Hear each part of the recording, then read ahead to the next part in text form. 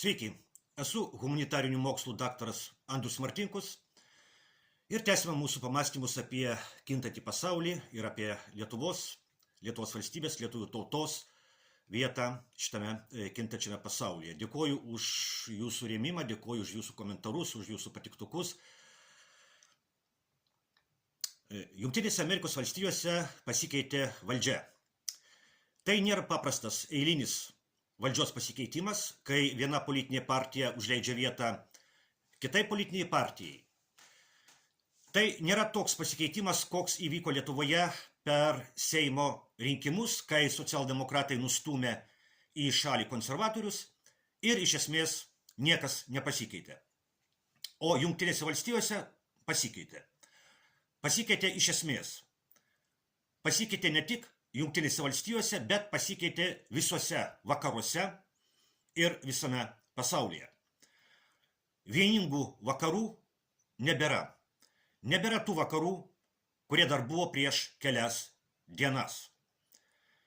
Nebėra tų vakarų, kuriuos taip mylėjo Lietuvos režimas ir kuriuose jis jautėsi taip patogiai. Donaldo Trumpo atėjimas yra dar viena ir labai didelė vinis į karstą tos pasaulio tvarkos, kurie atsirado po Tarybų socialistinių respublikų sąjungos žlugimo 1991 metais. Aš atrinkau 5 sakinius iš Donaldo Trumpo inauguracijos kalbos, kurie, mano manimu, geriausiai atspindi tą milžinišką skirtumą tarp naujos Jungtinių valstijų valdžios ir to, kas buvo anksčiau. Štai tie sakiniai, cituoju. Mūsų suverenitetas bus sugrąžintas. Mūsų saugumas bus atkurtas. Mes pradėsime visišką Amerikos atkūrimą ir sveiko proto revoliuciją. Mūsų jėga sustabdys visus karus. Amerikos piliečiams 2025 metų sausio 20 diena tai išlaisvinimo diena. Citatos pabaiga. Esminis dalykas čia yra Jungtinių valstijų suvereniteto sugrąžinimas ir Amerikos išlaisvinimas.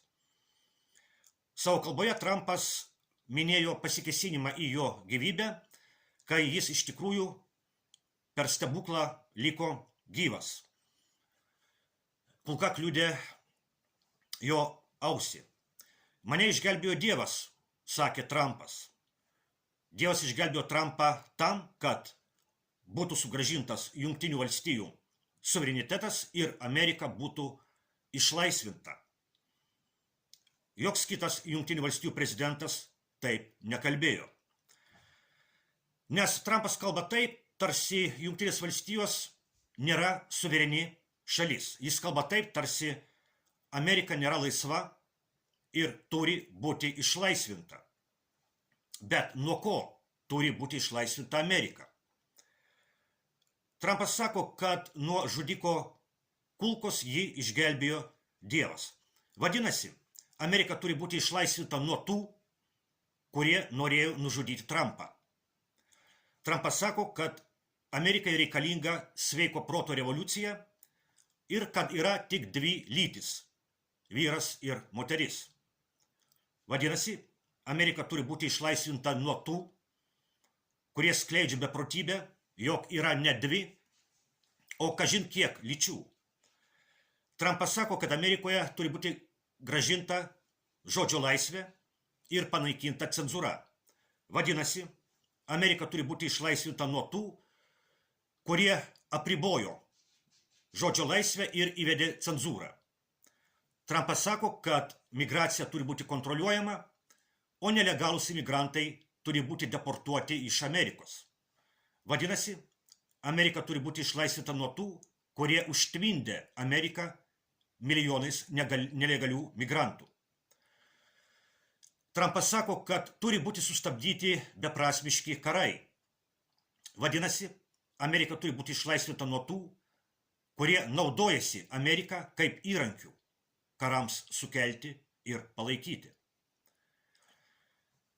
Savo inauguracijos kalboje Trumpas beveik nekalbėjo apie užsienio reikalus. Tik keliais žodžiais paminėjo Artimuosius rytus ir Panamos kanalą. O apie Ukrainą ir Rusiją nebuvo pasakyta ne vieno žodžio. Tačiau, kai jis kalbėjo apie visų karų sustabdymą, aišku, kad pirmiausiai turėjo omenyje karą Ukrainoje. Nes karas Ukrainoje yra didžiausias karas po Antrojo pasaulinio karo pabaigos. Ir karas Ukrainoje nėra Trumpo pradėtas karas. Karą Ukrainoje sukurstė tie, kurie norėjo nužudyti Trumpą. Karą Ukrainoje sukurstė tie, kurie skleidžia beprotybę, jog yra kažin kiek lyčių. Karą Ukrainoje sukurstė tie, kurie Amerikoje riboja žodžio laisvę ir įvedė cenzūrą. Karą Ukrainoje sukurstė tie, kurie užtvindė Ameriką milijonais nelegalių migrantų. Karą Ukrainoje sukurstė tie, nuo kurių Trumpas nori išlaisvinti Ameriką. Bet lygiai tą patį galima pasakyti ir apie Lietuvą.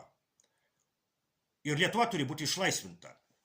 Ir Lietuva turi būti išlaisvinta nuo tų, kurie skleidžia beprotybę, jog yra kažin kiek lyčių. Ir Lietuva turi būti išlaisvinta nuo tų, kurie riboja žodžio laisvę. Ir Lietuva turi būti išlaisvinta nuo tų, kurie varo lietuvius iš Lietuvos, o jų vietą atkelia svetimšalius. Ir Lietuva turi būti išlaisvinta nuo tų, kurie kursto karą Ukrainoje, o Lietuvos valstybę naudoja kaip kenkimo Rusijai ir Rusijos provokavimo įrankį. Ir Amerika ir Lietuva turi būti išlaisvintos nuo žmonijos parazitų, globalistų. Trumpas ir jo bendraminčiai iškėlė tikslą atimti Ameriką iš globalistų ir grąžinti ją amerikiečiams. Dėl to Trumpas nori išlaisvinti Ameriką nuo globalistų kruvino paveldo, nuo karo Ukrainoje. Žiūrėsime, kaip Trumpui ir jo komandai seksis tai padaryti. Aišku, kad globalistų pasipriešinimas bus milžiniškas. Tas pasipriešinimas bus tiek pačiose Jungtinėse valstijose, tiek ir Europoje, nes Europos Sąjunga yra globalistų tvirtovė. Ir Lietuva dėja kol kas yra tvirtai kontroliuojama globalistų. Paskutiniai Seimo rinkimai, jau nekalbant apie prezidento rinkimus, paskutiniai rinkimai dėja tai parodė. Bet dabartinėme pasaulyje viskas labai greitai keičiasi. Tikėkime, kad sveiko proto revoliucija pasieks ir Lietuvą. Tikėkime, kad ir Lietuva bus išlaisvinta nuo globalistų beprotybės ir karo šmėklos. Iki kitų kartų.